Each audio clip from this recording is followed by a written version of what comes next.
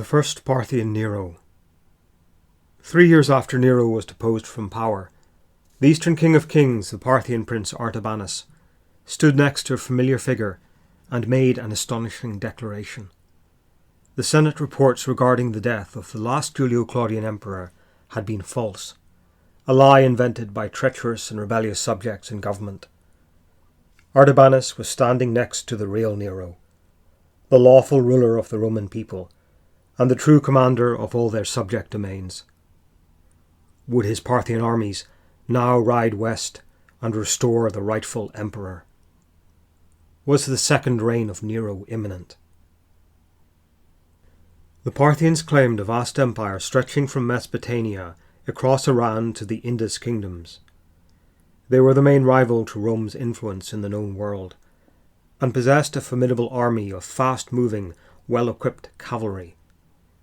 The presence of a Parthian Nero therefore sent shock waves of alarm through Roman domains. My name is Dr. Raoul McLaughlin. The question is, who was this mysterious Nero impersonator? And did he pose a genuine threat to the Roman Empire? Nero had committed suicide in AD 68. He feared that he had lost power in Rome and could not escape his enemies in Italy. But for many Romans, the sudden apparent suicide of the young emperor made little sense. At the time of his death, the institutional opposition in Rome included the Senate, who had condemned the emperor, and the Praetorian Guard, who had refused to obey his orders. Beyond Rome, Nero faced the challenge of Galba, who had proclaimed himself emperor and was marching with a single legion from Spain to the imperial capital. In Gaul, further legions had declared their support for Galba, but the empire maintained other legions on its frontier provinces, and the contest for supreme power was far from over. The day before his death, Nero had planned his escape to Alexandria.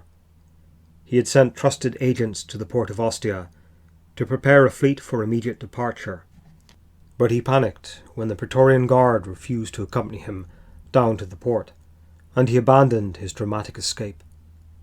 Nevertheless, this action must have sent numerous rumours and false reports racing through the city.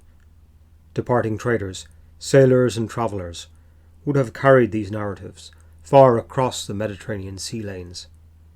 Excited gossip would have preceded any official reports explaining the emperor's actual demise, that of a rushed suicide in a squalid outbuilding. According to Suetonius, in his final hours, Nero was also considering an escape to Babylonia, where he would throw himself at the mercy of the Parthian King of Kings. Suetonius writes, Nero turned over various plans in his mind, whether to go as a supplicant to the Parthians or to Galba. Suetonius, Life of Nero. Further aspects of his character made this escape seem possible. Nero had shown himself to be an able charioteer, willing to risk his life racing an unprecedented 10-horse chariot around the Olympic racetracks. Surely a man like this would have attempted a dramatic, fast-paced escape and evaded his pursuers with that same speed and daring. It was also reported that during his reign, Nero would disguise his appearance and under the cover of darkness walk anonymously with a few close companions through the busy streets of Rome. He would visit popular taverns, brothels and drinking dens in the rowdiest districts. If these stories were true, then the emperor could easily have evaded his captors and escaped into the overcrowded and unregulated city slums. Adopting the guise of a common traveller, Nero would have begun the long journey east, using his proven acting abilities to evade notice and inevitable arrest. Nero had once boasted that, even if he were deprived of his supreme position as emperor, his performance skills would provide him with a livelihood. So perhaps one of the travelling musicians who visited the roadside taverns might be more than they appeared to be. This possibility was taken seriously by many, and it led to the appearance of the second false or Pseudo-Nero. The problem for Rome was that this impersonator was adopted and promoted by a hostile rival empire. What was the Parthian Empire? The Parthian Empire was Rome's main political rival in the east. It was a network of urban domains and subject kingdoms, stretching from the Roman frontiers of Syria east across ancient Persia to the edge of India. The Romans often disparaged Parthian achievements, but some Latin writers and many Greeks took a different view.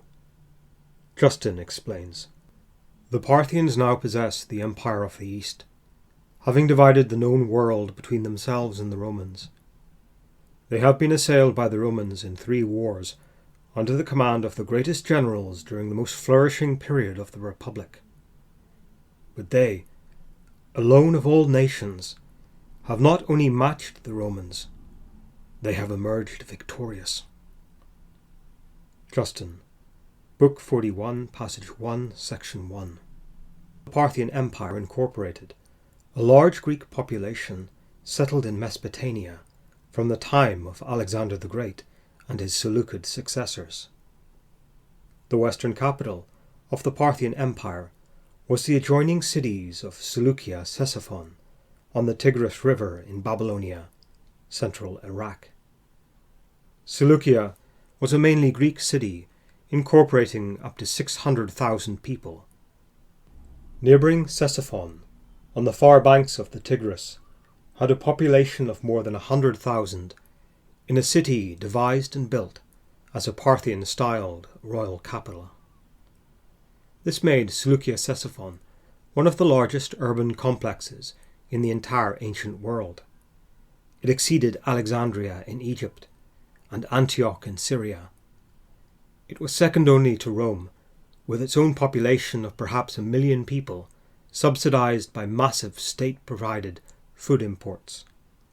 The Parthians fought with fast-moving steel-armed cavalry armies and could mobilize up to 50,000 mounted warriors from their core territories in Mesopotamia and Iran. During the Republican era, they had inflicted enormous losses on legionary armies and halted the eastward expansion of Rome. The first Emperor Augustus secured peace with the Parthians, establishing Syria as the eastern limit of Roman rule. He had placed 4 legions, up to 40,000 soldiers, on the eastern frontiers to secure these provinces and resist possible foreign invasion. The Parthians could overrun Roman territory by invading Syria or raiding the revenue-rich provinces of Asia Minor. However, they had limited skill in conducting sieges and might withdraw in frustration if native populations retreated within their walled cities. Perhaps a greater threat to Rome was that the Parthians might provoke or support a major rebellion in the eastern Roman provinces. Early in the reign of Nero, the Roman legions had resisted a Parthian takeover of the neighbouring Armenian kingdom. The Parthian king, Vologases, had intervened in a succession dispute and installed his brother Tiridates as the new Armenian ruler. The eastern legions were mobilized for action, but the campaign was a high-risk endeavour. The Parthians threatened a retaliatory invasion of Roman Syria. In AD 61, 2 Roman legions, led by a commander named Paetus, were encircled in their winter camps and compelled to surrender. The Roman camps were plundered, and the soldiers were stripped of their arms and equipment. The campaign continued for a further season, as the Romans regained territories and inflicted a series of retaliatory defeats on the hostile Armenians. The legionary commander, Corbulo, threatened an invasion of Parthian-held Mesopotamia should the conflict continue. But Nero understood that the war involved too great a risk to the Roman Empire. He was therefore prepared to accept peace terms favourable to Parthia. He agreed that the Parthian candidate Tiridates should be recognized as the rightful king of Armenia. However, Tiridates would have to present himself in Rome before Nero as a supplicant and vassal prince of the Roman Empire. Vologases agreed, and the resources, military manpower and revenue potential of Armenia came under Parthian control. Though the Romans had acquired no new territories, Nero celebrated the conclusion of the war as though it was an imperial victory. Tiridates and an honour guard of several thousand mounted supporters were conveyed overland to Rome to pay direct homage to Nero as a sovereign master. These ceremonies involved unprecedented grandeur and spectacle, delivered at enormous expense. The events were performed in public, before a great multitude of people. In Rome, Tiridates was proclaimed King of Armenia, and personally crowned by Nero himself. After this episode, Nero did not assume a military persona. In public, he showed minimal interest in foreign politics, military affairs, or imperial expansion. Instead, the young emperor concentrated on acting exhibitions and performance pursuits. So, Nero established good terms with the Parthians. But was escape to Parthia possible for the ousted emperor? And, if so, what threat did this pose to Rome? Rome had many enemies on its frontiers, but the powerful Parthian Empire, with its complex political strategies, presented a unique threat. The image of a Pseudo-Nero, causing military mutinies and leading Parthian armies into battle, was truly a nightmare scenario for Rome. It would have been extraordinary for a Roman emperor to seek refuge and reinstatement from a foreign power. But Suetonius records that, the day before his desperate flight from Rome, Nero considered an escape to Parthia, and there were precedents in earlier Roman history that made the plan feasible. For example, it was reported that Pompey considered an escape to Parthia in 48 BC after his final defeat by Julius Caesar at the Battle of Phasaelis in central Greece. Plutarch explains, Pompey expressed the opinion that currently the Parthian kingdom would be the place best able to receive and protect their weakened faction. Later it would strengthen them and send them forth with a large army. Plutarch, Life of Pompey, passage 76. This option was not taken up because Pompey was travelling with his wife Cornelia. Cornelia had previously been married to Publius, the son of Crassus, the commander who had died when invading Parthia. If this connection was revealed to the Parthians, his wife would be humiliated or dishonoured. Appian explains, Pompey intended to push eastward to reach the Parthian king, expecting to receive every assistance from him. He concealed his intention until he arrived at Cilicia, where he revealed his plan cautiously to his friends. But they advised him to beware the Parthians. The Roman general Crassus had been recently defeated and killed when he led an expedition against them, and the Parthians were empowered due to this victory. Pompey's wife had formerly been married to Publius Crassus, and Pompey should not put his beauteous wife under the power of these barbarians. Appian, Civil War, Book 2, passage 83. But Dio Cassius refused to accept these accounts. He writes, I have heard that Pompey thought of fleeing to the Parthians, but I cannot believe this report. That nation has hated the Romans ever since Crassus made his expedition against them. Pompey was associated with Crassus, and the Parthians also imprisoned Pompey's envoy, a senator who came with a request for aid. Even in his greatest misfortune, Pompey would never have willingly become a supplicant of his bitterest foe. He would not try to gain in defeat what he had failed to obtain when he was successful. Dio Cassius, Histories, Book 42, Passage 2, Section 5. Abandoning his plans for refuge in Parthia, Pompey fled to the Ptolemaic kingdom of Egypt. There he was murdered by a team of assassins who included some of his former officers. A century later, many people must have wondered if Nero had gone further than just considering escape to Parthia. What if the emperor had actually placed himself under Parthian protection, as Pompey had intended to do? It was only the stability of the Julio-Claudian era that prevented the Parthians from further interfering in Roman politics. But the sudden death of Nero in AD 68 ended almost a century of political security within the empire.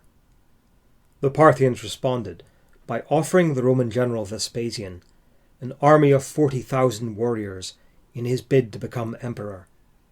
Perhaps the offer was a boast, intended to remind the Romans that the Parthian Empire was still a powerful force in the east, able to conduct large-scale offensives within the Roman domains.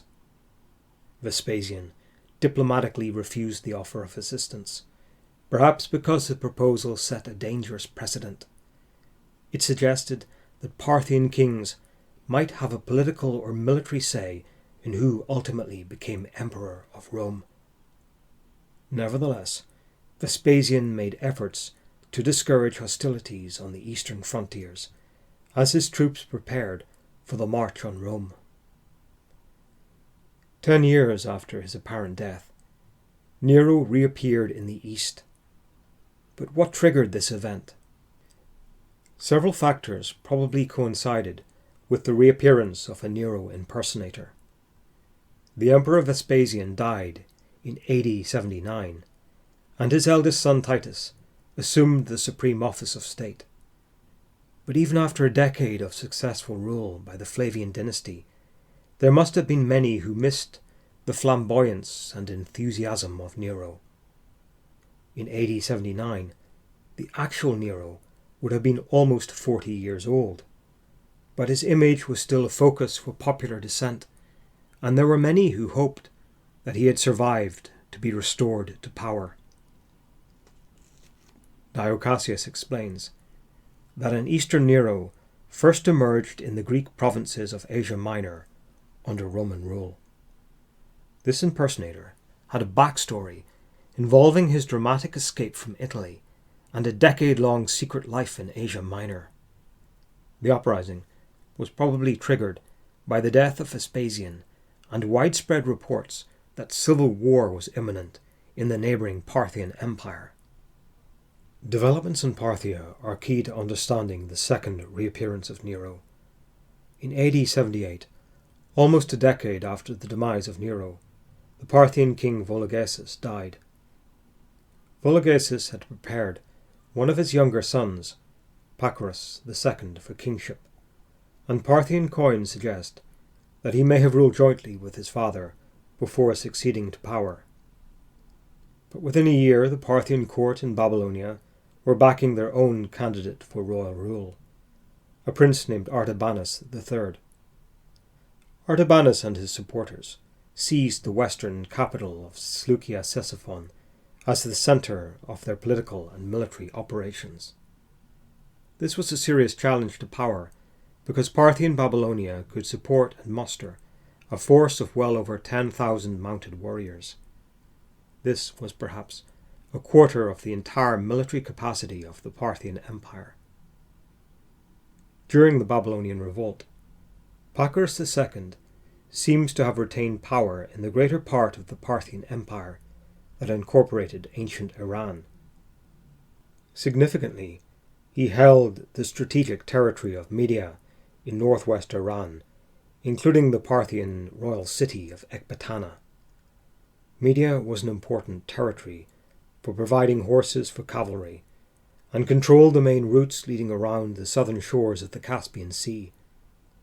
This meant that Pacorus could command forces from the ancestral Parthian homelands in eastern Iran, and summon allies from the adjoining Central Asian steppe.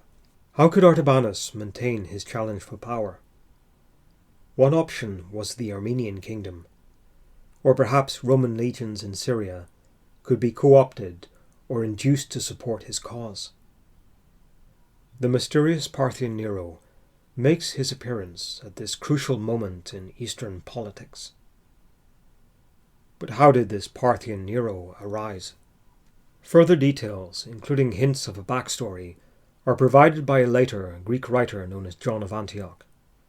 John reports, "In Titus's reign, a man pretended to be Nero. He claimed that he had escaped from soldiers who had been sent against him. He had been living in concealment, somewhere, up until this time. He persuaded many from Asia Minor to follow him, deceiving them by these statements. As he travelled to the Euphrates, he won over a far greater number of people. Finally, he fled to the Parthians, claiming that they owed him some requital for the return of Armenia." John of Antioch, fragment 104. This Nero was described as an Asiatic called Terentius Maximus, who not only bore a physical resemblance to Nero, but he was also an accomplished musician and singer. Like the previous Nero, this Eastern impersonator seems to have quickly gained a mass following. He possibly recruited militia, deserters, brigands, labourers, and former slaves. Details are scarce, but the movement had little chance of success if they went up against the disciplined and well-armed legions in Asia Minor. So the Nero impersonator led his followers east, away from the empire, perhaps towards Armenia, where Nero was still held in high regard. Leaving Roman territory at the Euphrates frontier, the impersonator and his followers were accepted and granted refuge by the Parthian prince Artabanus. Artabanus only held power in Babylonia, but he made a bold pronouncement in favour of the impersonator. He said that he would support the fugitive Nero in his imperial claim and promised to restore him to power in Rome. Dio Cassius reports, "A false Nero appeared in the reign of Titus. He was an Asiatic named Terentius Maximus, who resembled Nero both in his appearance and in his voice, for he sang to the accompaniment of a lyre. This false Nero gained followers in Asia Minor and attracted a far greater number of supporters as he advanced east towards the Euphrates. He finally sought refuge with the Parthian prince Artabanus, who, because of his anger against Titus, both received the false Nero and set about preparing to restore him to Rome." Dio Cassius, Book 66, Passage 19. So why did Artabanus support this Pseudo-Nero? Perhaps it was to enhance his own political influence, especially in Armenia, where the former Emperor Nero had received great accolades and popular royal acclaim. Nero had orchestrated the coronation of the Armenian king in Rome, so perhaps an impersonator could publicly bestow similar status on the candidates supported by Artabanus. The appearance of a fake emperor at the Babylonian court must have enhanced the imperial prestige of Artabanus. It would have suggested that his regime might receive Roman military support. This could be enough to convince potentates in the smaller Parthian kingdoms to back Artabanus's claim for rulership of the eastern realms. Or maybe, just maybe, Artabanus himself might have been taken in by the impersonator. Could he even have half believed that this was truly Nero re-emerging from obscurity? Within a year, Pacorus recaptured Babylonia, ousting Artabanus, killing him and his supporters. All his hopes, plans and political schemes had ultimately come to nothing. Parthian coins minted in Seleucia from AD 82 onwards confirm the supremacy of Pacorus II as the uncontested King of Kings. Pacorus realized the deception and saw no useful purpose in maintaining the Nero impersonator. The Pseudo-Nero was refuted and subjected to summary execution. John of Antioch reports, "This Nero pretender accomplished nothing commensurate with his purpose. his identity was discovered, and he soon perished. John of Antioch, fragment 104. But there is evidence that this Parthian Nero was perceived as a serious threat by the Emperor Titus. This was because the impersonator had raised a rebel army in Roman Asia Minor and sought to provoke a foreign invasion of imperial territory. Consequently, when the false Nero died, a dangerous candidate and threat to imperial power had been eliminated and his followers annulled. In AD 81, Titus proclaimed his 16th acclamatio, imperial acclamation, commemorating a significant victory over an armed foe. Modern scholars suggest that, given the lack of conflict in any other military zones, the emperor might have received this award for suppressing a potential Nero uprising. Meanwhile in Parthia, Pacorus II did nothing to oppose or suppress the myth of Nero's return. Within a decade, another Parthian Nero had arisen in the east.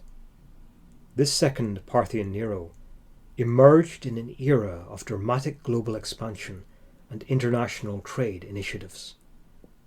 This impersonator may even have performed his Nero act before Chinese envoys from the resurgent Han Empire. This will be the subject of the next lecture. Thank you for your attention.